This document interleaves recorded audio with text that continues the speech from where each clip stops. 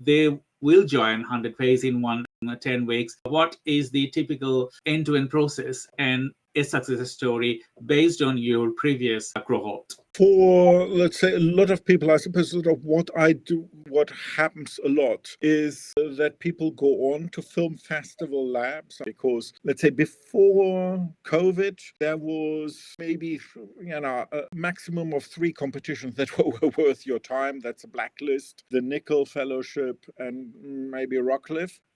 But everything else would be regarded as a waste of time. But then through COVID, quite a few writers managed to make professional connections through screenwriting competitions. As always, I would, just look very carefully at what each competition does. I'd say there's always changes. I mean, that's why I wouldn't necessarily suggest any particular ones. I mean, certainly one I have recommended only recently. Just one of my writers said they got script feedback, which was hair-raisingly bad. So it's always good to see sort of, what writers are saying about them.